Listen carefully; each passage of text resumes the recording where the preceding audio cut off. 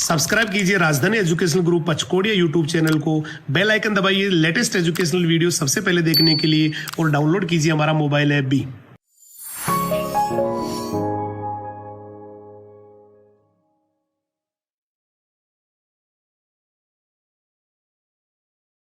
जय हिंद, जय राजधानी। कैसे हैं आप सभी? मैं हेमंत कुमार सिंह, आप सभी का बायोलॉजी मेंटर, एक बार फिर से हमारे राजधानी परिवार के यूट्यूब चैनल पे आपका हार्दिक स्वागत करता हूं। चलिए स्टार्ट करते हैं आज के लेक्चर को। आज के लेक्चर में हम पढ़ने वाले हैं क्लास एम्फीबिया के बारे में, मतलब हम उभयचर वर्ग के बारे में पढ़ने वाले हैं। यहाँ पर हम इस वर्ग में आने वाले सदस्यों के कौन कौन से अभिलाक्षणिक गुणधर्म होते हैं, कौन कौन से जनरल प्रॉपर्टीज होते हैं, इन सभी को स्टडी करने के साथ साथ हम यहाँ पे इसके क्लासिफिकेशन की बात भी करेंगे। आपको पता है कि ये अगर वर्ग है तो इसको हम आगे पर्टिकुलर गण में जो है क्लासिफाई करते हैं, ऑर्डर में क्लासिफाई करते हैं, ठीक है। और उसमें आने वाले हर ऑर्डर में आने वाले हम स्पीसीज और एग्जाम्पल की बात करेंगे, और उन एग्जाम्पल्स में भी हमें कौन से जनरल प्रॉपर्टीज और अभिलाक्षणिक गुणधर्म देखने को मिलते हैं वो क्या करेंगे, हम स्टडी करेंगे। लेकिन इससे पहले मैं आपको ये बता दूं कि मैंने प्रीवियस लेक्चर में आपको क्या बताया था। हमने प्रीवियस लेक्चर में गैनेथोस्टोमेटा मतलब जो जबड़े सहित कशेरुकी होते हैं उसमें पीसीज महावर्ग के बारे में जो है विद द डिटेल एक्सप्लेनेशन हमने क्या किया था, स्टडी किया था।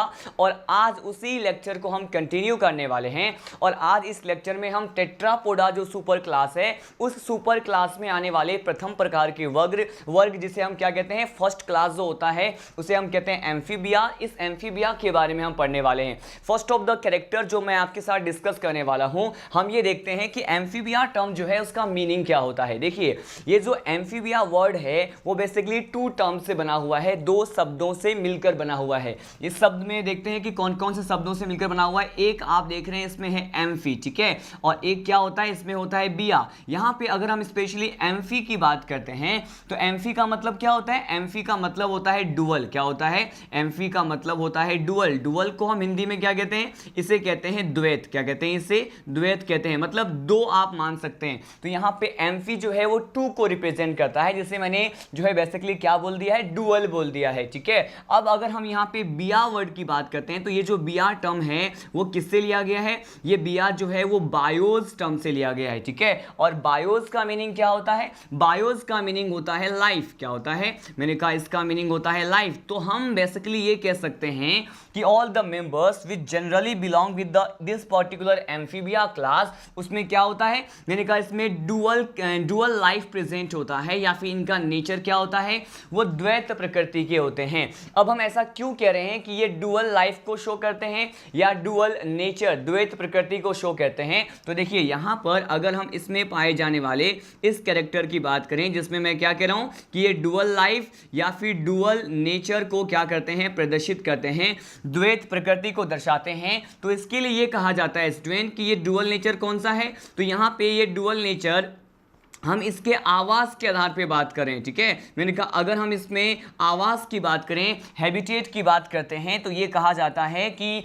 इस वर्ग में आने वाले जो भी सदस्य होते हैं ये कहाँ कहाँ पाए जाने की संभावना है। मैंने कहा ये दोनों ही प्रकार के आवास में मिलते हैं। कहने का मतलब ये जो है जलीय आवास में भी पाए जाते हैं, ठीक है। ये बहुत ज़्यादा कॉमन कैरेक्टर है जिसे आपने लोअर क्लासेस में भी स्टडी किया होगा एम्फीबिया क्लास के बारे में। मैंने कहा ये डुअल नेचर शो करते हैं, ये जलीय आवास में भी पाए जाते हैं, मतलब ये वाटर में भी प्रेजेंट हो सकते हैं, ठीक है। और एज वेल एज वाटर के साथ साथ ये जो है लैंड पे भी प्रेजेंट हो सकते हैं। मतलब ये कैसे हो सकते हैं, ये स्थलीय हो सकते हैं, ठीक है। और स्थलीय के लिए ही एक और टर्म यूज करते हैं, इसे क्या कहते हैं, इसे कहा जाता है टेरेस्ट्रियल। क्या कहते हैं, इसे टेरेस्ट्रियल कहा जाता है, ठीक है। देखिए मैंने कहा अब ये जलीय भी होते हैं और ये स्थलीय भी होते हैं, ठीक है।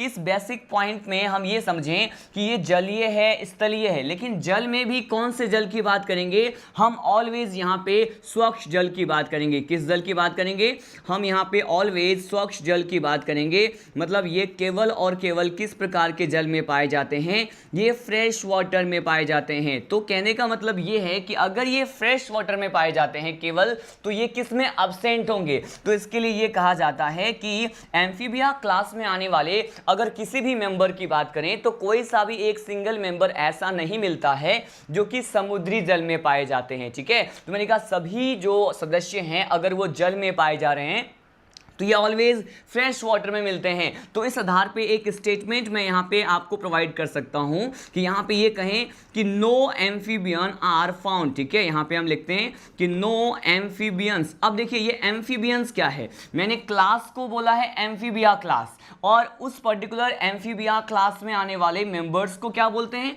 इसको बोलते हैं क्या, एम्फीबियंस बोलते हैं, ठीक है। तो यहाँ पे ये कहा जाता है no amphibians found in sea water, found in sea water, कोई भी ऐसा एम्फीबियन नहीं है जो कि कहाँ पे पाया जाए, मैंने कहा जो कि समुद्री जल में पाया जाए, ठीक है। और इसके साथ साथ मैंने आपको बताया ये कहाँ पाए जा सकते हैं, ये स्थल पर भी पाए जा सकते हैं, टेरेस्ट्रियल नेचर के भी होते हैं। तो इस प्रकार से आपने देखा कि on the basis of the habitat, मतलब ये जो है आवास के आधार पर इस वर्ग के आने वाले जो भी सदस्य होते हैं वो द्वैत प्रकृति को किस प्रकार से प्रदर्शित करते हैं, ठीक है। ये तो बिल्कुल बेसिक सा जो है पॉइंट था जो कि आप यूजुअली पढ़ते हैं एम्फीबिया क्लास के बारे में। इसे ही हम आगे फर्दर लीड करते हैं, इसी पर्टिकुलर क्लास के नेक्स्ट जो जनरल प्रॉपर्टीज है हम ये स्टडी करने वाले हैं। देखिए ये कहा जाता है, अक्सर यहाँ से आपको कई बार स्टडी मटेरियल में क्वेश्चन देखने को मिलेगा कि आखिर इस तरह के वर्ग के सदस्यों का जो वर्चस्व है, इनका साम्राज्य है, वो किस काल में देखा गया था, ठीक है। तो यहाँ पर एक पॉइंट मैं आपको प्रोवाइड करने वाला हूँ कि अगर हम क्या बात करें, यहाँ पे कहते हैं गोल्डन एज, ठीक है, हम बात करने वाले हैं गोल्डन एज ऑफ एम्फीबियंस। क्या है, हम ये बात करने वाले हैं कि गोल्डन एज ऑफ एम्फीबियंस जो होते हैं वो बेसिकली, गोल्डन एज का मीनिंग क्या है पहले मैं आपको ये बता दूं।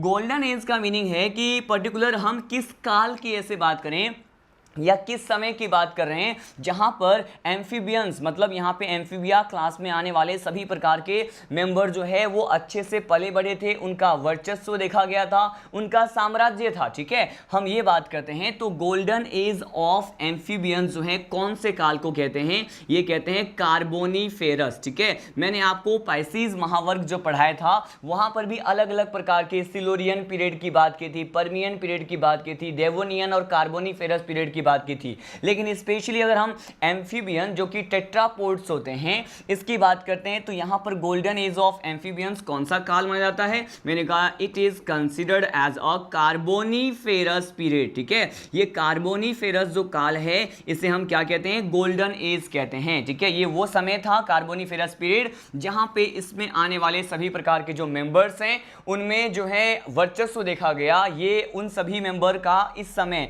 कार्बोनीफेरस पीरियड में वर्चस्व था, पले बढ़े थे, इनका साम्राज्य था, ठीक है। तो ये पॉइंट मैंने डिस्कस किया। इसके बाद देखिए हम स्टडी करने वाले हैं total number of species which belong to the amphibia class, ठीक है। अगर मैं ये बताऊं आपको कि हम उन सभी जीवों की संख्या की बात करें, लगभग ऑलमोस्ट कुल संख्या की बात करते हैं कि एम्फीबिया क्लास में आने वाले जो भी सदस्य होते हैं उनकी संख्या कितनी हो सकती है, तो ये कहा जाता है कि पूरे वर्ल्ड में, ठीक है, पूरे वर्ल्ड की बात करते हैं तो पूरे वर्ल्ड में एम्फीबिया क्लास में आने वाले सदस्यों की संख्या नियर अबाउट, मैंने कहा लगभग कितना माना जाता है, यहाँ पे 3000 माना जाता है। कितना, मैंने कहा यहाँ पे 3000 स्पीसीज की बात कर रहे हैं, या फिर हम किसकी बात कर रहे हैं, मैंने कहा ये प्रजाति की बात कर रहे हैं। 3000 प्रजाति जो हैं वो किस पर्टिकुलर क्लास के मेंबर से बिलोंग करते हैं, मैंने कहा ये एम्फीबिया से बिलोंग करते हैं। पूरे दुनिया भर में 3000 प्रजाति हम ऑलमोस्ट मान सकते हैं।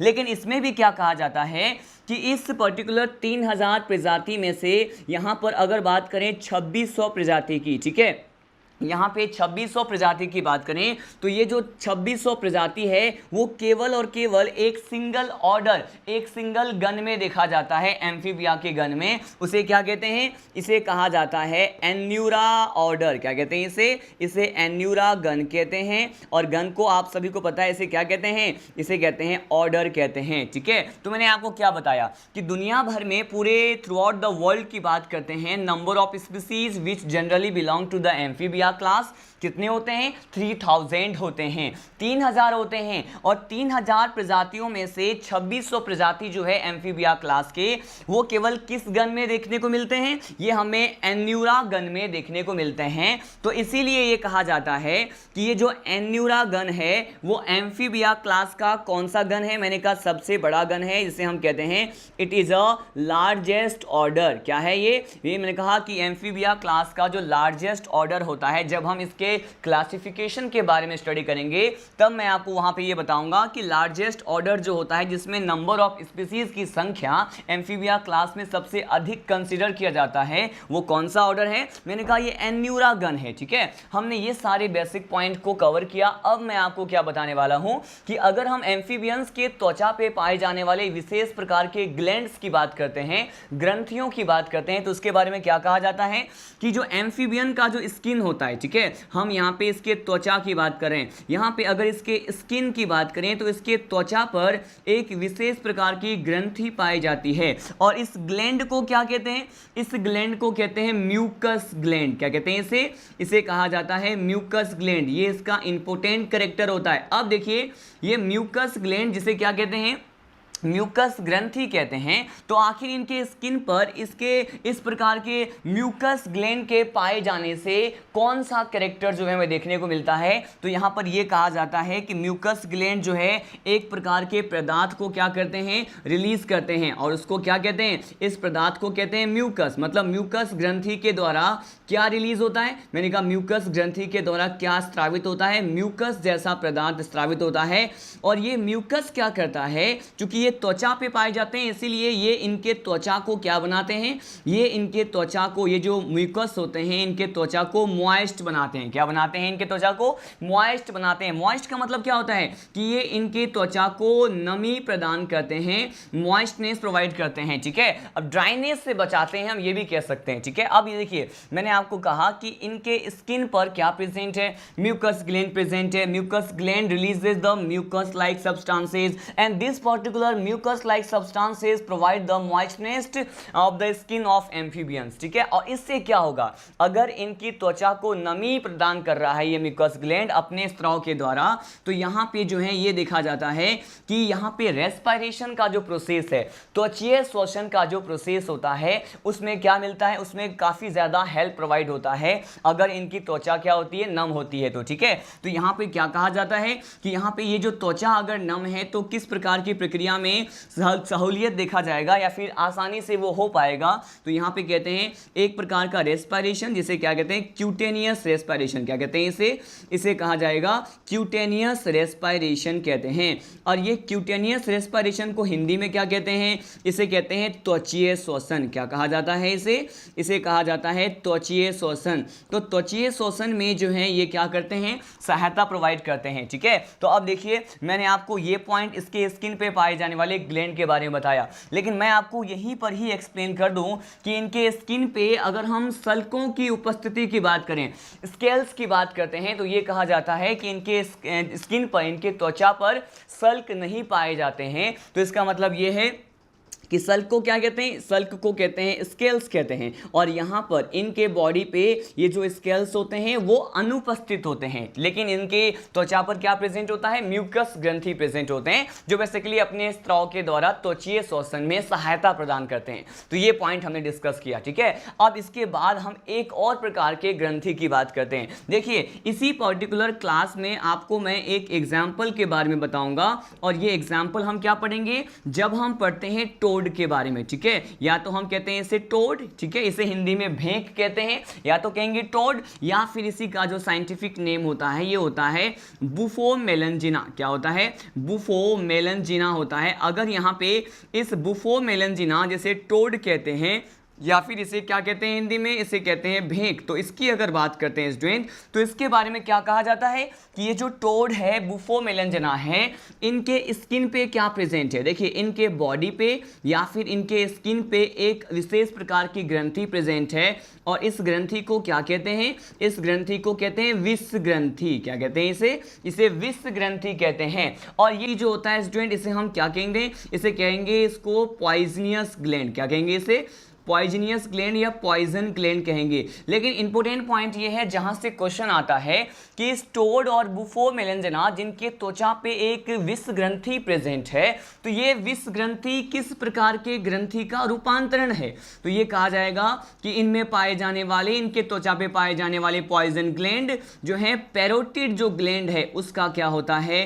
रूपांतरण होता है। आप सभी ने पैरोटिड ग्लैंड के बारे में सुना है। पैरोटिड ग्लैंड क्या होते हैं? इनके डाइजेस्टिव डाइजेस्टिव ग्लैंड का एक पार्ट होता है, ठीक है। तो देखिए पैरोटिड ग्लैंड की अगर बात करें तो पैरोटिड ग्लैंड जो है उसी का रूपांतरण विष ग्रंथि है। तो या तो क्वेश्चन आ सकता है कि आखिर एम्फीबिया क्लास में कौन सा मेंबर है जिनके त्वचा पे विष ग्रंथि पाए जाते हैं, तो आपको आंसर करना है टोड या फिर बुफो मेलनजिना, जिसे हम भेग कहते हैं, ठीक है। अब देखिए इतने सारे पॉइंट हो गए और बस आपको ये भी पता होना चाहिए कि विष ग्रंथि किस प्रकार के ग्रंथि का रूपांतरण है। मैंने कहा ये पैरोटिड ग्रंथि जो है उसका क्या होता है, ये रूपांतरण होता है, ठीक है। तो हमने ये पॉइंट भी क्या कर लिया है, डिस्कस कर लिया है। अब देखिए मैं आपको बताने वाला हूं यहाँ पे एम्फीबिया क्लास में अगर इसके जो भी सदस्य आते हैं, अगर इन सदस्य में हम किसकी बात करें, इसके शरीर की बात करते हैं अब, ठीक है, इसके बॉडी की बात करते हैं, इसके शरीर की बात करते हैं। एम्फीबिया क्लास में जो भी यहाँ पे सदस्य आएंगे इसके बॉडी की बात करें तो यहाँ पे ये कहा जाता है कि एम्फीबिया क्लास में आने वाले जो भी सदस्य हैं इनके बॉडी को हम मुख्य रूप से कितने भाग में डिवाइड कर सकते हैं, 2 पार्ट्स में डिवाइड कर सकते हैं, 2 भाग में जो है डिवाइड कर सकते हैं। अब ये 2 पार्ट्स कौन कौन से होते हैं, मैंने कहा एक पार्ट तो होता है हेड, ठीक है, एक तो हेड वाला पार्ट होता है और एक पार्ट जो होता है क्या होता है, मैंने कहा ट्रंक वाला पार्ट होता है, जिसे आप जानते हैं क्या कहते हैं, इसे धड़ कहते हैं। लेकिन यहाँ पे इंपॉर्टेंट पॉइंट ये है कि यहाँ पर अगर पुच्छ वाले भाग की बात करते हैं, ठीक है, टेल वाले पार्ट की बात करते हैं तो सम टाइम, मैंने कहा सम टाइम ये भी पाए जा सकते हैं। लेकिन मैंने मेजरली मुख्य रूप से इसके शरीर के केवल 2 पार्ट्स के बारे में बताया, जो कि हेड हो सकता है या ट्रंक हो सकता है, टेल कभी कभी सम टाइम प्रेजेंट हो सकते हैं। इतने सारे जनरल पॉइंट के बारे में मैंने आपको बताया। इस पर्टिकुलर सेगमेंट में हमने जो भी इंफॉर्मेटिव थिंग्स को पढ़ा है उसको मैं वन मोर टाइम रिवाइज करने वाला हूं। देखिए मैंने आपको क्या क्या बताया, मैंने आपको बेसिकली पहले बताया कि एम्फीबिया जो है उसका जो है पर्टिकुलर कितने शब्दों से मिलकर बना हुआ है, उसी से इसके पीछे का एक कैरेक्टर जो हमें जो देखने को मिलता है वो क्या होता है। मैंने कहा यहाँ पर एम्फी जो है डुअल को रिप्रेजेंट करता है, बिया बायोस से लिया गया है जिसका मतलब होता है लाइफ, ठीक है। तो हम ये कह सकते हैं कि ये डुअल लाइफ या डुअल नेचर को शो कर सकते हैं, ठीक है। ये जलीय आवास में भी पाए जाते हैं और जलीय में भी केवल स्वच्छ जल में पाए जाते हैं। यहाँ पे कोई भी ऐसा एम्फीबियन नहीं है जो समुद्री जल में पाए जाए, ठीक है। इसके बाद हमने कहा कि ये स्थलीय में भी, स्थलीय प्रकार के भी होते हैं, स्थल पे भी पाए जाते हैं। तो इस प्रकार से ये दोनों ही आवास में ईजिली देखने को मिलते हैं। इसके साथ साथ मैंने आपको बताया कि वो कौन सा काल है, वो कौन सा पीरियड है जिसमें आखिर ये कहा जाता है कि वो गोल्डन एज ऑफ एम्फीबिया है। मैंने कहा यहाँ पे कार्बोनिफेरस पीरियड में इनका वर्चस्व जो था वो बहुत ज़्यादा देखा गया था, ये अच्छे से पले बड़े थे, इनका साम्राज्य था। अगर मैं टोटल दुनिया भर में पूरे एंटायर वर्ल्ड में अगर हम ये बात करें नंबर ऑफ टोटल स्पीसीज कितना है, तो मैं ऑलमोस्ट क्या कह सकता हूँ कि ये इट इज़ नियर अबाउट 3000 प्रजातियाँ हैं, जिसमें से 2600 प्रजातियाँ तो केवल एक गण जो कि इसी एम्फीबिया क्लास में आते हैं उससे संबंधित होते हैं। इसे क्या कहते हैं, एन्यूरा गण कहते हैं। अब ये जो एन्यूरा गण होता है स्टूडेंट, इसके लिए कहा जाएगा कि ये लार्जेस्ट ऑर्डर होता है, ठीक है। अब हम बात करते हैं कि यहाँ पे इसके स्किन पे जो है म्यूकस ग्लैंड प्रेजेंट होते हैं। म्यूकस ग्लैंड एक म्यूकस जैसा पदार्थ स्रावित करता है। ये म्यूकस जैसा पदार्थ जो है इनके त्वचा को नमी प्रदान करता है और अगर इनके त्वचा जो है नम है तो इस प्रकार के किस प्रकार के शोषण में जो है सहायता मिलती है, मैंने कहा त्वचीय शोषण या क्यूटेनियस रेस्पिरेशन में हेल्प मिलता है। इसके साथ साथ हमने ये देखा कि एक स्पीसीज की बात करें स्टूडेंट, जिसे क्या कहते हैं, टोड कहते हैं, बुफो मेलनजिना कहते हैं। तो ये जो भेंक होता है इसके स्किन पे, इनके त्वचा पे विष ग्रंथि पाए जाते हैं और ये जो विष ग्रंथि है वो इनमें पाए जाने वाले पेरोटिड ग्रंथि जो है उसी का क्या होता है, रूपांतरण होता है, ठीक है। हमने यहाँ पे इनके बॉडी पार्ट्स की बात की, हेड और टेल 2 पार्ट्स होते हैं, लेकिन कभी कभी कुछ सदस्यों में in some members there is a presence of tail like structure also, ठीक है। हमने इतने सारे जनरल पॉइंट को यहाँ पे स्टडी किया। अब इसी ही पर्टिकुलर एम्फीबिया क्लास के कैरेक्टर्स को हम आगे बढ़ते हैं। यहाँ पे देखिए अब मैं क्या बताने वाला हूँ कि ये जो है बेसिकली क्या होते हैं, आपको पता है कि ये किस सुपर क्लास में आएंगे। तो मैंने आपको बताया था कि ये टेट्रापोडा में आते हैं। किस में आते हैं, मैंने कहा ये टेट्रापोडा सुपर क्लास में आते हैं, ठीक है। ये जो महावर्ग होता है इसका कौन सा होता है, टेट्रापोडा होता है। और टेट्रापोडा का मीनिंग भी मैंने आपको बताया हुआ है और उसी मीनिंग के आधार पर यहाँ पे एम्फीबिया में पाए जाने वाले एक कैरेक्टर के बारे में हम स्टडी करने वाले हैं। देखिए यहाँ पे टेट्रा का मीनिंग क्या होता है, 4 होता है। पोडा का मीनिंग क्या होता है, इसमें पाए जाने वाले फिट, ठीक है, जिसके सहायता से फिट कहते हैं या फिर हिंदी में इसे कहते हैं पार्ट, ठीक है। यहाँ पे इसमें पाए जाने वाले फिट को रिप्रेजेंट करता है। तो यहाँ पे एम्फीबिया क्लास में पाए जाने वाले टोटल पादों की संख्या देखिए तो हम इसको क्या ये भी कह सकते हैं कि इसमें टोटल नंबर ऑफ कितने फिट प्रेजेंट होते हैं। तो यहाँ कहा जाता है कि 2 पेयर्स ऑफ फिट जो हैं इसमें प्रेजेंट होते हैं। कितने? मैंने कहा 2 पेयर्स ऑफ फिट इसमें प्रेजेंट होते हैं, मतलब 2 जोड़ी पाद पाए जाते हैं। अब ये पाद जो हैं अग्र प्रकार के होते हैं, पश्च प्रकार के होते हैं, जो कि लोकोमोशन और गति और गमन में भी क्या करते हैं, सहायता प्रदान कर सकते हैं। लेकिन इंपॉर्टेंट पॉइंट क्या है जो मैं आपको बताने वाला हूं, देखिए ये कहा जाएगा कि ये जो 2 जोड़ी पाद होते हैं तो इसमें उंगलियों के बीच में कुछ जाल नुमा जो है स्ट्रक्चर प्रेजेंट होते हैं। ठीक है, अगर यहाँ पे बात करते हैं इनके फिंगर्स, इनके उंगलियों की बात करते हैं, ठीक है, तो उंगलियों की बात करेंगे तो इनके उंगलियों में जो है उंगलियों के बीच में क्या प्रेजेंट होता है, कुछ एक नेटवर्क लाइक स्ट्रक्चर प्रेजेंट होता है। ठीक है, मैंने कहा उंगलियों के बीच में क्या प्रेजेंट है, मैंने कहा एक जाल जैसा स्ट्रक्चर, जाल को हम कह सकते हैं एक नेटवर्क जैसा जो है स्ट्रक्चर प्रेजेंट होता है। और ये जाल जैसा स्ट्रक्चर जो होता है वो इनमें पाया जाने वाला क्या है, ये इनमें पाया जाने वाला एक प्रकार का एडेप्टेशन होता है। क्या होता है ये, मैंने कहा ये एक प्रकार का एडेप्टेशन है या फिर अनुकूलन है। लेकिन ये अनुकूलन आखिर किस कार्य में सहायता करते हैं, मैंने कहा ये अनुकूलन जो है इनके बॉडी को या फिर इनके सदस्य को जल में जो है गमन करने के लिए या जल में तैरने के लिए, मतलब ये स्विमिंग में क्या करते हैं, हेल्प करते हैं। ठीक है, तो मैंने कहा स्विमिंग में हेल्प करने के लिए मतलब तैरने में सहायक प्रकार के जो हैं ये जाल जैसे स्ट्रक्चर होते हैं, मतलब ये कैस में हेल्प करते हैं, मैंने कहा ये तैरने में सहायक होते हैं, स्विमिंग में हेल्प करते हैं। देखिए मैंने आपको क्या समझाया, स्टार्टिंग मैंने आपको बताया कि इसमें नंबर ऑफ फिट कितने होते हैं, यहाँ पे 2 जोड़ी पाद पाए जाते हैं और इनके उंगलियों के बीच में क्या होता है, मैंने कहा कुछ एक जाल जैसा नेटवर्क जैसा स्ट्रक्चर होता है। ठीक है, और ये जो जाल जैसा स्ट्रक्चर है ये इनमें स्विमिंग मतलब तैरने के लिए पाया जाने वाला एक क्या है, एडेप्टेशन है, जिसे क्या कहते हैं, अनुकूलन कहते हैं। ठीक है, तो ये पॉइंट को हमने इस तरह से कंसेप्ट वाइज स्टडी किया। अब देखिए अब मैं आपको क्या बताने वाला हूँ, इसी पर्टिकुलर पॉइंट को हम आगे स्टडी करते हैं। यहाँ पे जो है क्या कहा जाएगा, अगर हम इसमें पाए जाने वाले कर्ण की बात करते हैं, मतलब ईयर्स की बात करने वाले हैं। देखिए अगर हम यहाँ पे एम्फीबिया क्लास में पाए जाने वाले ईयर्स मतलब यहाँ पे कान की बात करेंगे तो ये कहा जाएगा कि आप जानते हैं यहाँ पे ईयर्स को भी हम मेनली 2 कैटेगरी में डिवाइड करके स्टडी कर सकते हैं। एक होता है स्टूडेंट अंतःकर्ण, एक होता है बाह्य कर्ण, मतलब इंटरनल ईयर्स और एक्सटर्नल ईयर्स। लेकिन यहाँ पर क्या कहा जाएगा कि ये जो है एम्फीबिया क्लास के मेंबर में क्या होता है कि यहाँ पे बाह्य कर्ण मतलब इसे क्या कहेंगे, इसे हम कहेंगे एक्सटर्नल ईयर। क्या कहेंगे इसे हम कहेंगे कि इसमें पाए जाने वाला जो एक्सटर्नल ईयर है वो क्या होते हैं, वो अब्सेंट होते हैं। ठीक है, क्या होते हैं, ये अब्सेंट होते हैं। अगर यहाँ पे एक्सटर्नल ईयर अब्सेंट है तो एक्सटर्नल ईयर की जगह क्या प्रेजेंट होता है, मैंने कहा अब अगर हम इसमें बात करें अंतःकर्ण की, किसकी बात करें, अंतःकर्ण की बात करते हैं, इंटरनल ईयर्स की बात करते हैं, तो ये क्या होता है, इसमें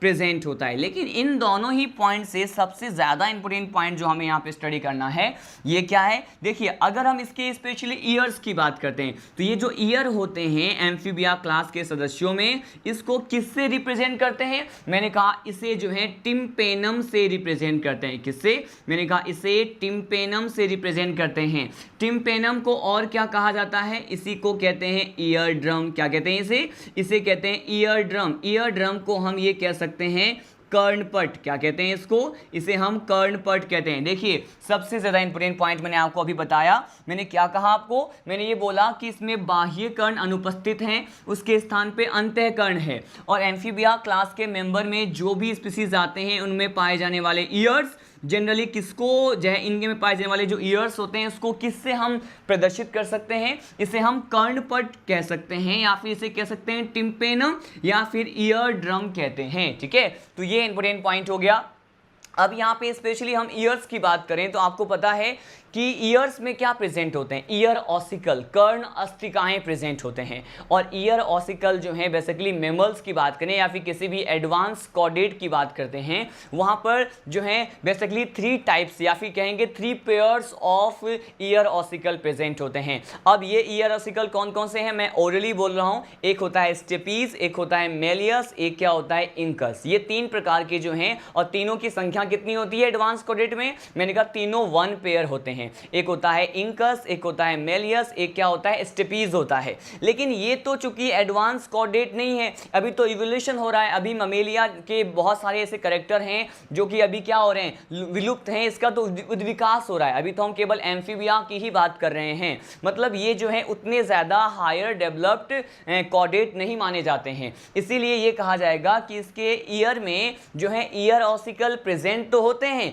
लेकिन केवल एक प्रकार का ही ईयर ऑसिकल क्या होता है, प्रेजेंट होता है। देखिए यहां से भी आपको क्वेश्चन देखने को मिल सकता है कि अगर एम्फीबिया में पाए जाने वाले ईयर ऑसिकल्स की बात करते हैं तो यहां पे ईयर ऑसिकल जो प्रेजेंट होता है इसे क्या कहते हैं स्टूडेंट? इसे कहते हैं स्टेपीज। स्टेपीज एक ईयर ऑसिकल होता है जिसे कहते हैं कर्ण अस्थिकाएं। क्या कहते हैं?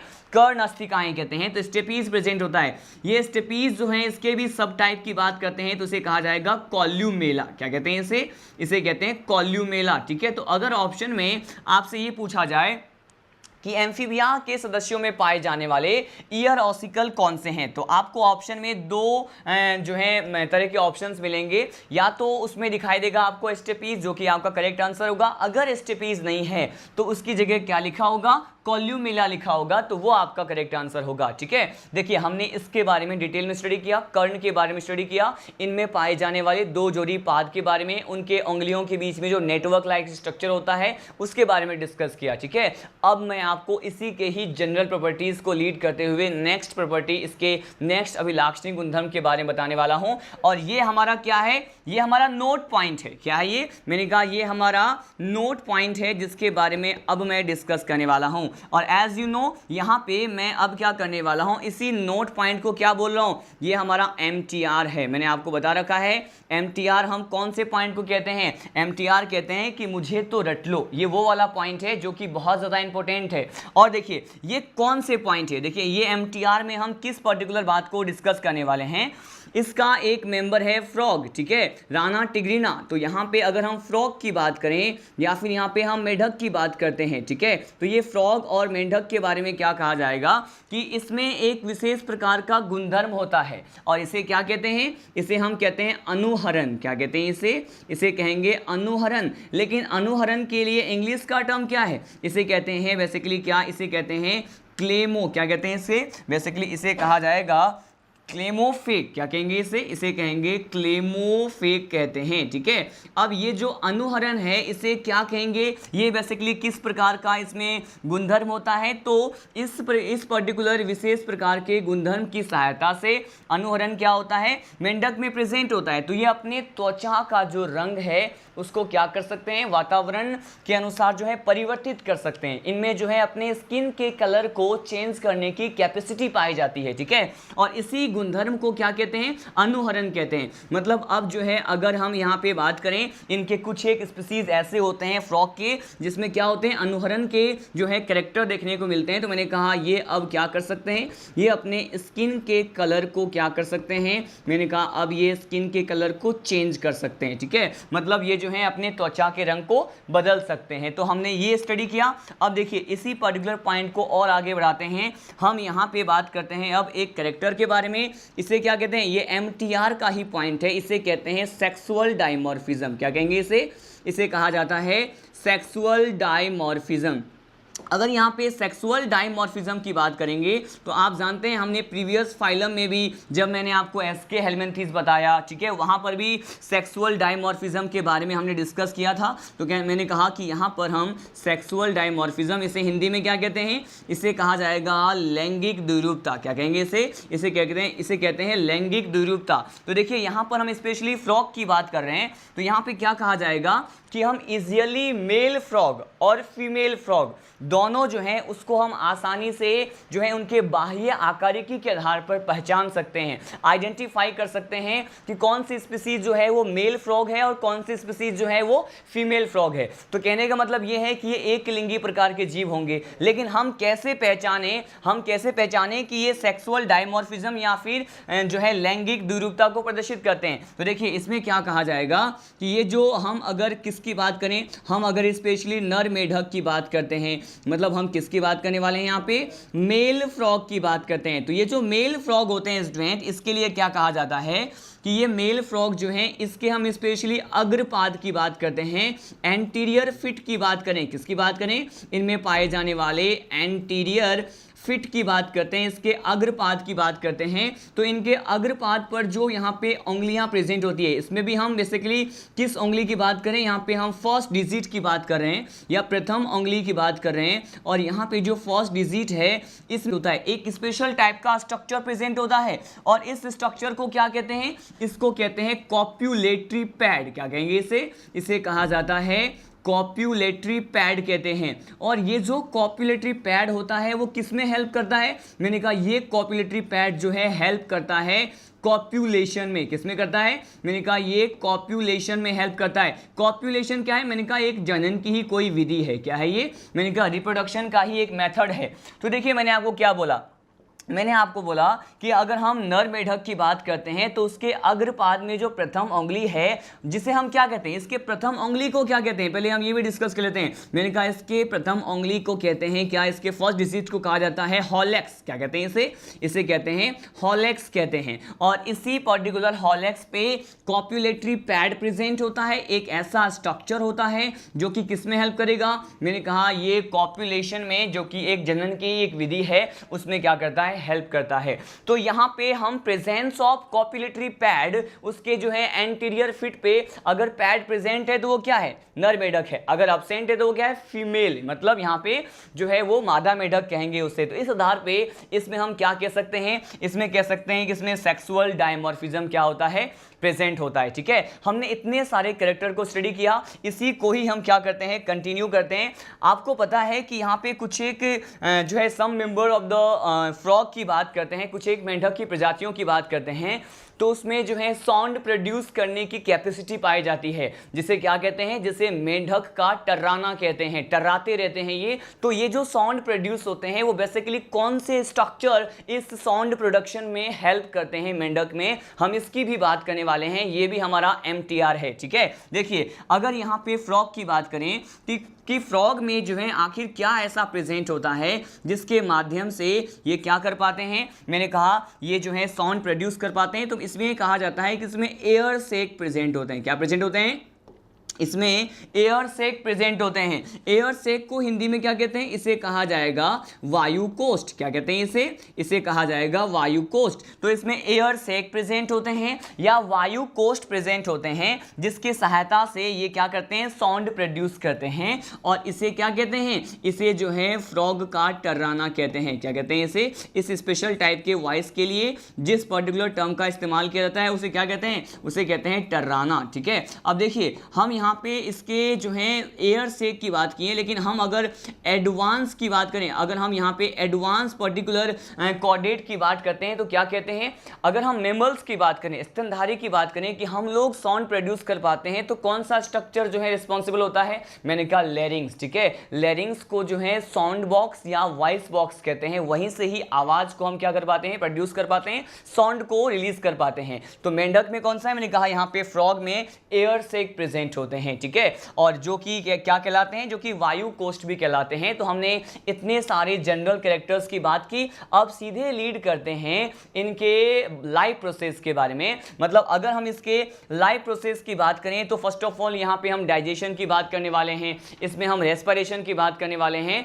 तो इन सभी पॉइंट को हम वन बाय वन क्या करते हैं, डिस्कस करते हैं। देखिए इसमें भी स्पेशली अगर हम डाइजेशन की बात करें तो डाइजेशन किस प्रकार से होता है, इसके सदस्यों में हम ये स्टडी करने वाले हैं। फर्स्ट जो हमारा लाइफ प्रोसेस का पॉइंट है वो क्या है, अब हम ये देखेंगे कि पाचन जो होता है वो किस प्रकार से होता है। ठीक है, अगर यहाँ पे पाचन की बात करें, डाइजेशन की बात करते हैं, तो ये कहा जाएगा कि एम्फीबिया क्लास के मेंबर में क्या होता है, एम्फीबिया क्लास के मेंबर में जो है वेल डेवलप्ड या फिर ये कहते हैं कंप्लीटली डेवलप्ड, ठीक है, पूर्ण रूप से विकसित, completely developed digestive system present होता है। क्या होता है? मैंने कहा डाइजेस्टिव सिस्टम, पाचन तंत्र पाया जाएगा। अगर ये डाइजेस्टिव सिस्टम कंप्लीटली डेवलप्ड है, पाचक तंत्र अगर पूर्ण रूप से विकसित है, तो ये कहा जाता है कि इस क्लास के में पाए जाने वाले जो भी पाचन तंत्र है उसको हम 2 कैटेगरी में जो है डिवाइड करके स्टडी कर सकते हैं। इनके पाचन तंत्र को 2 भागों में विभाजित किया जाता है।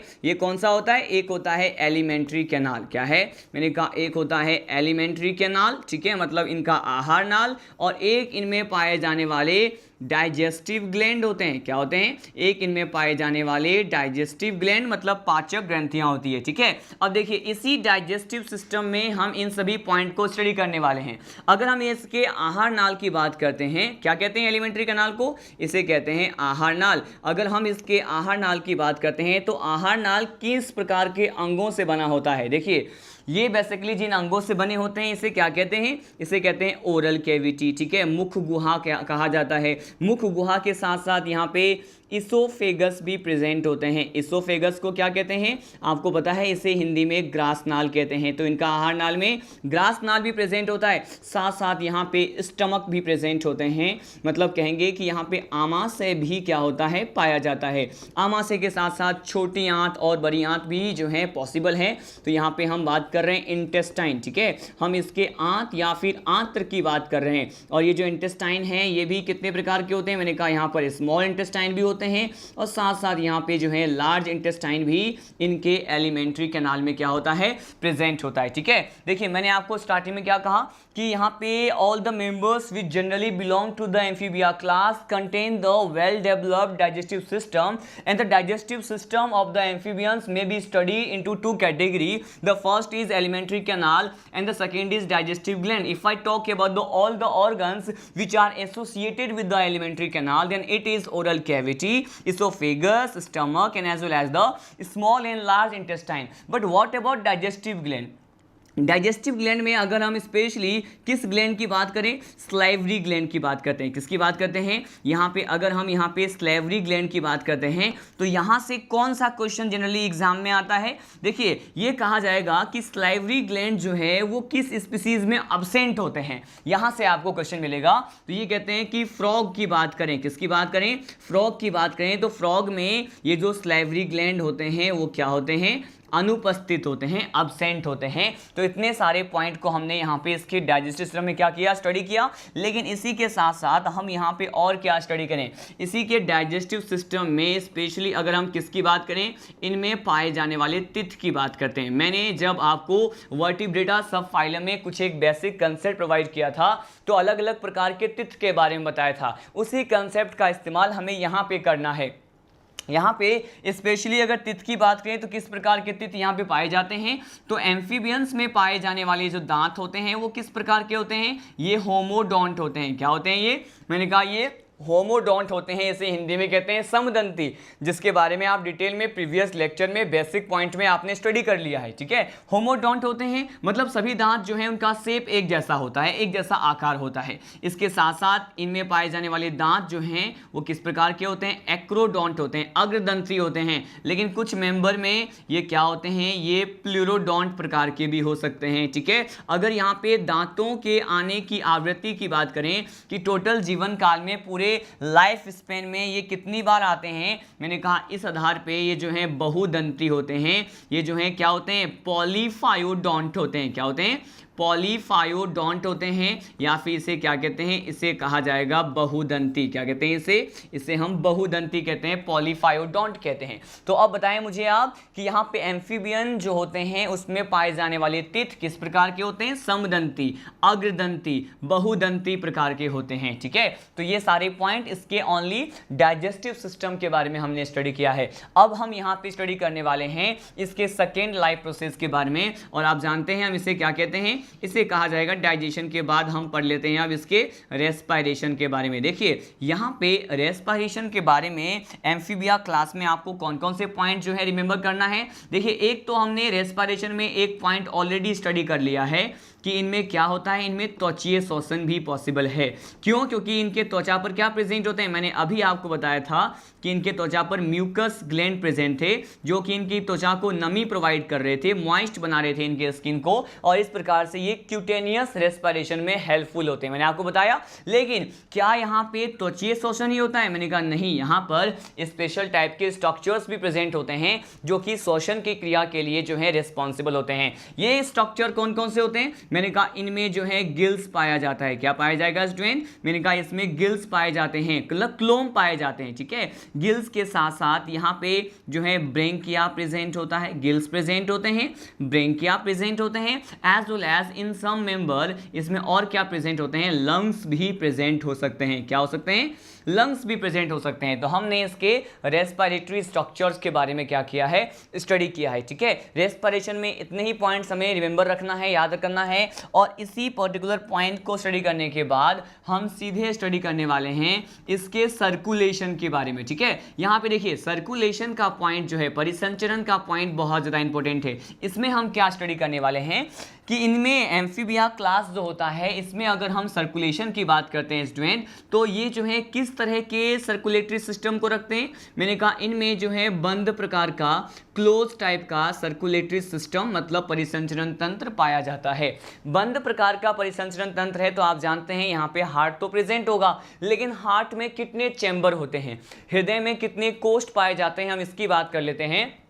तो एम्फीबियन का जो हार्ट होता है, ठीक है, अगर स्पेशली इनके हार्ट के बारे में बात करें तो एम्फीबियन का हार्ट कैसा होता है? मैंने कहा ये 3 चैम्बर्ड होता है। कैसा होता है? मैंने कहा ये 3 चैम्बर्ड होता है, 3 कोष्ठ होते हैं। आप जानते हैं हार्ट में जो है बेसिकली हम कोष्ठ की बात करें तो या तो ये हो सकते हैं एट्रिया मतलब आलिंद हो सकते हैं, या फिर ये क्या हो सकते हैं, मैंने कहा ये नीले हो सकते हैं, जैसे कहते हैं वेंट्रिकल। यहाँ पे एट्रिया जो है इसका नंबर 2 होता है और वेंट्रिकल कितने होते हैं? 1 होते हैं। तो इस तरह से इनमें 3 चैम्बर्ड हार्ट प्रेजेंट होता है। लेकिन यहाँ पे सर्कुलेशन में जो सबसे स्पेशल पॉइंट है, जो इंपॉर्टेंट है, वो क्या है? देखिए यहाँ पर यह कहा जाएगा कि एम्फीबियंस में सर्कुलेशन मतलब परिसंचरण जो होता है वो किस प्रकार का होता है। देखिए यहाँ पे जो सर्कुलेशन होता है वो बेसिकली किस प्रकार का होता है, इसके लिए कहा जाता है कि ये मिक्स्ड टाइप का होता है। किस टाइप का होता है? ये मिक्स्ड टाइप का होता है। मिक्स्ड को क्या कहते हैं? इसमें मिश्रित प्रकार का क्या होता है? सर्कुलेशन होता है। किस प्रकार का? मिश्रित प्रकार का जो है यहाँ पे परिसंचरण हमें देखने को मिलता है। और अगर यहाँ पे मिक्स्ड टाइप का क्या है, मिक्स्ड टाइप का यहाँ पे सर्कुलेशन होता है, तो आखिर हम मिक्स्ड टाइप के सर्कुलेशन को कैसे डिफाइन कर सकते हैं? तो इसमें कहते हैं कि इस प्रकार के जो सदस्य होते हैं जो कि एम्फीबिया क्लास में आते हैं, इसमें प्योर ब्लड, ठीक है, अगर बात करते हैं किसकी, अगर इसमें पाए जाने वाले प्योर ब्लड शुद्ध प्रकार के रक्त की बात करते हैं, इसके साथ साथ इनके बॉडी में पाए जाने वाले इम्प्योर ब्लड की बात करते हैं, तो ये प्योर ब्लड और इम्प्योर ब्लड दोनों जो हैं वो आपस में मिश्रित होकर मतलब मिक्स होकर क्या होते हैं? प्रवाहित होते हैं, फ्लो होते हैं, ठीक है। और इसीलिए ये कहा जाता है कि इनमें किस प्रकार का परिसंचरण होता है। मैंने कहा इसमें मिक्स टाइप का जो है सर्कुलेशन देखने को मिलता है। लेकिन आप सभी को मैं बता दूं कि यहाँ पे अगर हम बेसिकली किसकी बात करें, हम हाईली एडवांस कॉर्डेट की बात करते हैं। सपोज हम ममेलियंस मतलब हम अपने ह्यूमन बींग्स की बात करते हैं, तो ह्यूमन बींग्स में सर्कुलेशन किस तरह का होता है आपको पता है? डबल ब्लड सर्कुलेशन या फिर डबल हार्ट सर्कुलेशन के बारे में, दोहरा रक्त परिसंचरण के बारे में हमारे अंदर, ठीक है, ह्यूमन बींग्स के अंदर जो है शुद्ध प्रकार के रक्त और अशुद्ध प्रकार के रक्त का मतलब प्योर ब्लड और जो इम्प्योर ब्लड होता है, जिसे हम कहते हैं ऑक्सीजनीकृत रक्त और अनऑक्सीकृत जो रक्त होते हैं, मतलब ऑक्सीजनेटेड और डीऑक्सीजनेटेड ब्लड जो होता है, दोनों का सेपरेट, दोनों का अलग अलग पाथवे से क्या होता है? परिसंचरण होता है। लेकिन आपको बता दूं कि एम्फीबियंस क्या है, एम्फीबियंस जो है एडवांस कॉर्डेट कैरेक्टर को रखने वाले बिल्कुल भी नहीं है। मतलब इसमें जो है कुछ एक कॉर्डेट के लक्षण तो होते हैं, लेकिन ये किसके साथ सिमिलरिटीज शो नहीं करते। यहाँ पे स्तनधारी जैसे जो है एडवांस कैरेक्टर ये नहीं रखते हैं, इसीलिए कहते हैं कि इसमें क्लोज टाइप का सर्कुलेटरी सिस्टम होता है। हार्ट भी 3 चैम्बर्ड है, ठीक है, लेकिन यहाँ पे सर्कुलेशन जो है वो मिक्स टाइप का होता है, ठीक है। अब हम इसमें पाए जाने वाले आरबीसी की बात करते हैं। देखिए यहां पर यह कहा जाता है कि अगर हम इसमें पाए जाने वाले इरेथ्रोसाइट, आरबीसी को क्या कहते हैं ये बताने की आवश्यकता बिल्कुल भी नहीं है, आप जानते हैं इसे इरेथ्रोसाइट कहते हैं, रेड ब्लड कप सेल्स कहेंगे। आप इसे कभी भी सेल्स नहीं बोलेंगे क्योंकि सेल्स जो हैं वो लोअर क्लासेस में पढ़ने वाले स्टूडेंट इसको प्रोनाउंशिएट करते हैं। आरबीसी का मतलब होता है red blood cup cells. Cells से ज्यादा एप्रोप्रिएट वर्ड होगा इसको कर्व सेल्स बोलना। क्यों? क्योंकि कोशिकाओं में कणिकाएं पाए जाते हैं। सेल्स जो होते हैं, ब्लड सेल्स जो होते हैं, उसमें कप सेल्स पाए जाते हैं, बहुत सूक्ष्म आकार के होते हैं, बहुत माइक्रो साइज के होते हैं, ठीक है। और यहाँ पे आरबीसी जो है वो इरेथ्रोसाइट किस टाइप का होता है? मैंने कहा एम्फीबियंस में पाए जाने वाले इरेथ्रोसाइट ओवल टाइप के होते हैं, मतलब अंडाकार होते हैं। इसके केंद्रक युक्त होते हैं, मैंने कहा न्यूक्लिएटेड होते हैं। क्या होते हैं? न्यूक्लिएटेड होते हैं। लेकिन यहां पर मैं आपको बता दूं ये ओवल और न्यूक्लिएटेड होते तो हैं, लेकिन यहां पे एक फैक्ट वाला क्वेश्चन है, इसको हम यहां मेंशन करते हैं। ये भी हमारा क्या है? एमटीआर है। क्या है ये? मैंने कहा मुझे तो रट लो वाला पॉइंट है, एमटीआर पॉइंट है। और ये क्या है? ये बेसिकली हम क्या स्टडी करते हैं कि हम अगर संपूर्ण प्रकार के कशेरुकी की बात करें, वर्टिब्रेट्स की बात करने वाले हैं, तो यहां पे अगर हम वर्टिब्रेट्स की बात करें, मैंने कहा किसकी बात कर रहे हैं हम? यहां पे कशेरुकी की बात करते हैं। तो कहा जाता है कि किस कशेरुकी में पाए जाने वाले आरबीसी का साइज सबसे बड़ा होता है? लार्जेस्ट आरबीसी किस वर्टिब्रेट में पाया जाएगा? तो ये एक फैक्चुअल क्वेश्चन है। तो मैंने कहा यहां पे वर्टिब्रेट्स में भी हम स्पेशली किसकी बात करते हैं? एम्फीबिया क्लास की बात करेंगे। किसकी बात करेंगे? एम्फीबिया की बात करते हैं। एम्फीबिया क्लास में आने वाले एक मेंबर की बात करते हैं। इसे क्या कहते हैं? इसे कहते हैं एम्फीयूमा। क्या कहते हैं इसे? एक मेंबर होता है, इसे कहते हैं एम्फीयूमा। और ये जो एम्फीयूमा है उसमें क्या होता है? इस एम्फीयूमा में जो है लार्जेस्ट आरबीसी प्रेजेंट होते हैं। लार्जेस्ट साइज के क्या होते हैं? इसमें आरबीसी प्रेजेंट होते हैं। तो कभी कभी ये भी आपको मॉड्यूल्स में क्वेश्चन देखने को मिल सकता है कि in which particular vertebrates there is a found या फिर there is a presence of largest size RBC, then your answer will be about amphibians and which particular species of amphibians, it will be amphiuma. Amphiuma एक सदस्य है amphibia class का जिसमें यहाँ पे largest RBC present होते हैं। ये सारे पॉइंट हमने सर्कुलेशन के बारे में स्टडी किया। Now we are going to study about the excretion, ठीक है। यहां पे हम बात करेंगे एक्सक्रीशन में, हम देखेंगे कि कैसे इसका जो है उत्सर्जन के लिए कौन सी संरचना पाई जाती है और कौन कौन से पॉइंट जो है हमें उत्सर्जन के बारे में मालूम होना चाहिए। देखिए यहाँ पे अगर हम स्पेशली एक्सक्रीशन की बात करते हैं, ठीक है, यहाँ पे हम पर्टिकुलर इनके जैव प्रक्रम और इसके लाइफ प्रोसेस के बारे में वन बाय वन सीक्वेंस में हम स्टडी कर रहे हैं, ठीक है। तो यहाँ पे अगर एक्सक्रीशन की बात करते हैं तो यहाँ पे किडनी के द्वारा होता है। किससे होता है? मैंने कहा किडनी के द्वारा होता है। लेकिन ये किडनी का टाइप क्या है? मैंने कहा यहाँ पर मीजोनेफ्रिक किडनी होते हैं। किस प्रकार के किडनी होते हैं? मैंने कहा ये मीजोनेफ्रिक किडनी होते हैं, जिसके द्वारा क्या होता है? यहाँ पे एक्सक्रीशन होता है। लेकिन जैसा कि आपको पता है कि इस एम्फीबिया क्लास में आने वाले जो जीव होते हैं वो जल में भी पाए जाते हैं और स्थल में भी पाए जाते हैं। तो अगर हम स्पेशली किसकी पहली बात कर रहे हैं, यहाँ पे हम स्पेशली जलीय प्रकार के एम्फीबियंस की बात करें। किसकी बात करें? यहाँ पे जलीय प्रकार के एम्फीबियंस की बात करते हैं, ठीक है। और यहाँ पे हम किसकी बात करने वाले हैं? यहाँ पे हम स्थलीय प्रकार के एम्फीबियंस की बात कर रहे हैं। किसकी बात करें? स्थलीय प्रकार के एम्फीबियंस जो कि लैंड पे रहते हैं, ठीक है। दोनों में अलग अलग प्रकार के पदार्थों का जो है बेसिकली अलग अलग पदार्थों के रूप में इनके उत्सर्जी पदार्थ का निष्कासन देखा जाता है, ठीक है। और अगर हम स्पेशली किसकी बात करें, यहाँ पे जलीय एम्फीबियंस की बात करते हैं, तो इसमें क्या कहा जाएगा कि इनका जो उत्सर्जी पदार्थ है, जो वेस्ट मटेरियल होता है, वर्ज्य पदार्थ जो होते हैं, वो किस फॉर्म में रिलीज होता है? जलीय में, मतलब जो जल में पाए जाएंगे तो इसमें पाए जाने वाले उत्सर्जी पदार्थ अमोनिया के फॉर्म में क्या होते हैं? रिलीज होते हैं। और अगर इस प्रकार के जीव अमोनिया के फॉर्म में अपने उत्सर्जी पदार्थ को बाहर निकालते हैं तो आपको पता है, मैंने बहुत बार बताया है कि इस प्रकार के जीवों को कहेंगे अमोनोटेलिक और अमोनिया को बाहर निकालने की क्रिया को कहेंगे अमोनोटेलिज्म, ठीक है। अब देखिए यहाँ पे स्थलीय प्रकार के एम्फीबियंस की बात करते हैं तो ये अपने उत्सर्जी पदार्थ को यूरिया के फॉर्म में निकालते हैं। किस फॉर्म में? ये अपने उत्सर्जी पदार्थ को यूरिया के फॉर्म में निकालते हैं। इसीलिए इस प्रकार के जीव को और क्या कह सकते हैं? यूरियोटेलिक कह सकते हैं। और यूरियोटेलिक जीवों के द्वारा अपने उत्सर्जी पदार्थ यूरिया के फॉर्म में बाहर निकालना, निष्कासित करना क्या कहलाता है? यूरियोटेलिज्म कहलाता है, ठीक है। हमने इतने सारे प्रोसेस के बारे में स्टडी किया, लेकिन देखिए यहां पर एक स्पेशल पॉइंट क्या है, स्पेशल पॉइंट हमारा नोट पॉइंट है जो कि एक्सक्रीशन से ही संबंधित है। यहाँ पर स्टूडेंट क्या कहा जाएगा इस नोट पॉइंट में कि इस नोट पॉइंट में यहाँ पर एक पोर्टल सिस्टम पाया जाता है। क्या पाया जाएगा? मैंने कहा यहाँ पर एम्फीबियंस में पोर्टल सिस्टम पाया जाएगा। डायरेक्टली क्वेश्चन होगा कि ये पोर्टल सिस्टम एम्फीबियंस में प्रेजेंट होते हैं तो ये किस किस प्रकार के हो सकते हैं। देखिए यहाँ पर जो है बेसिकली क्या होता है, यहाँ पे रीनल पोर्टल सिस्टम प्रेजेंट होते हैं। क्या होते हैं? Renal portal system. Portal system को मैंने PS से रिप्रेजेंट कर दिया, ठीक है। तो रीनल पोर्टल सिस्टम होता है। रीनल पोर्टल सिस्टम के साथ साथ यहाँ पे हिपेटिक पोर्टल सिस्टम भी क्या होता है? प्रेजेंट होता है, ठीक है। तो यहाँ पे जो है दोनों ही प्रकार के पोर्टल सिस्टम क्या होते हैं? प्रेजेंट होते हैं। अब डायरेक्टली एक्सक्रीशन के बाद हम सीधे बात करने वाले हैं इसमें पाए जाने वाले लोकोमोशन के बारे में। किसके बारे में? यहाँ पे हम लोकोमोशन के बारे में अगर बात करें स्टूडेंट, तो आप जानते हैं मैंने आपको अभी ही कुछ देर पहले जब हमने इस लेक्चर को स्टार्ट किया था मैंने कहा था यहाँ पे 2 फीट क्या प्रेजेंट होते हैं। यहाँ पर 2 फीट 2 जोड़ी पाद पाए जाते हैं, ठीक है। मैंने कहा यहाँ पे क्या प्रेजेंट होते हैं? 2 फीट जो है 2 पेयर फिट जो है प्रेजेंट होता है।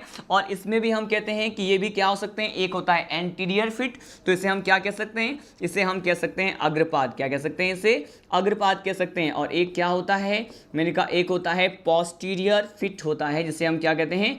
पश्चपाद कहते हैं। और with the help of this particular 2 types of feet anterior and posterior there is a presence of locomotion, ठीक है। तो these are the locomotive structure in the amphibia class. अब हम डिस्कस करने वाले हैं इसमें पाए जाने वाले नर्वस सिस्टम की, ठीक है। यहाँ पे अगर तंत्रिका तंत्र की बात करते हैं स्टूडेंट, तो इसमें पाए जाने वाले जो नर्व्स होते हैं वो कहा जाता है ये अति विकसित प्रकार के होते हैं, सबसे मोस्ट डेवलप्ड होते हैं, ठीक है। मैंने कहा ये कैसे होते हैं? ये मोस्ट डेवलप होते हैं। कैसे होते हैं ये मोस्ट डेवलप्ड होते हैं, मतलब इसे कहा जाएगा कि अति विकसित प्रकार के होते हैं। अति विकसित प्रकार के होते हैं। लेकिन साथ साथ यहाँ पर मैं एक और पॉइंट आपको प्रोवाइड कर दूं, इनमें पाए जाने वाले हम किस प्रकार के नर्व्स की बात करें? इनमें पाए जाने वाले स्पेशली क्रेनियल नर्व्स, कपालीय तंत्रिकाओं की बात करते हैं। तो ये क्या कहा जाता है? इनकी संख्या जो होती है, इनके जो नंबर्स होते हैं स्टूडेंट वो कितने होते हैं? मैंने कहा इनके नंबर्स इनमें एम्फीबियंस में 10 पेयर्स होते हैं। कितने होते हैं ये? मैंने कहा ये 10 पेयर्स होते हैं। तो 10 जोड़ी कपालीय तंत्रिकाएं जो हैं एम्फीबियंस में प्रेजेंट होती है, जिसके बारे में हमने डिस्कस किया। तो ये तो था इसके नर्व्स या फिर तंत्रिका तंत्र, नर्वस सिस्टम के बारे में था।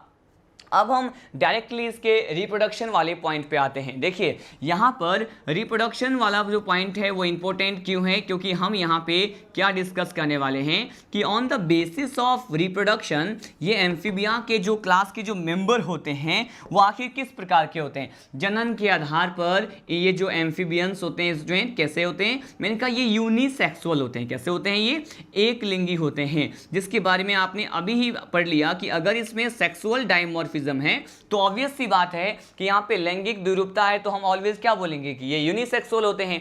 अगर ये यूनिसेक्सुअल तो हैं, लेकिन अब हम रिप्रोडक्शन के आधार पे इसमें पाए जाने वाले फर्टिलाइजेशन के प्रोसेस की बात करते हैं। मतलब अगर हम स्पेशली किसकी बात करें, यहाँ पे हम निषेचन की बात करें। किसकी बात करें? अगर इसमें पाए जाने वाले फर्टिलाइजेशन की बात करें। किसकी बात करें? फर्टिलाइजेशन की बात करें तो फर्टिलाइजेशन में क्या कहा जाएगा? फर्टिलाइजेशन में ये कहा जाता है स्टूडेंट कि इसमें फर्टिलाइजेशन मुख्य रूप से जो है एक्सटर्नल होता है। क्या होता है ये? मैंने कहा एक्सटर्नल होता है, मतलब बाह्य प्रकार का निषेचन पाया जाएगा। लेकिन यहाँ पर एक स्पीसीज की बात करते हैं, यहाँ पर क्या है? वो एक्सेप्शन है, यहाँ पर ये अपवाद होते हैं। इसी पर्टिकुलर क्लास में आप एक मेंबर के बारे में पढ़ेंगे, मैं आपको सैलामेंडर के बारे में बताऊंगा। किसके बारे में? सैलामेंडर के बारे में बताऊंगा। ये जो सैलामेंडर होता है इसमें अपवाद स्वरूप किस प्रकार का निषेचन मिलता है?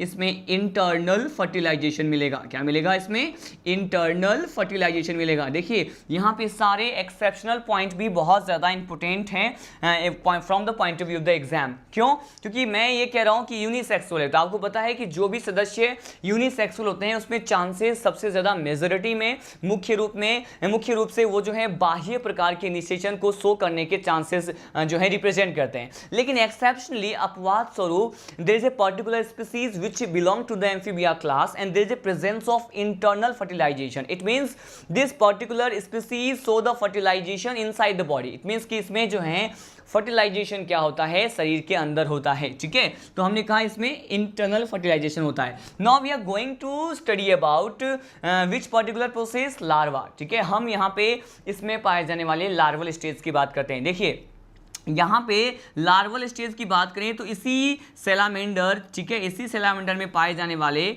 एक लार्वल स्टेज की बात करते हैं। इसे क्या कहते हैं, इनमें पाए जाने वाले, अगर हम लार्वल स्टेज या फिर हम लार्वा अवस्था की बात करें एम्फीबिया में, तो ये जो सैलामेंडर जो स्पीसीज है इसी में ही एक लार्वा प्रेजेंट होता है स्टूडेंट। इसे क्या कहते हैं, एक्सोलोटल लार्वा कहते हैं। क्या कहते हैं इसे, एक्सोलोटल लार्वा कहते हैं।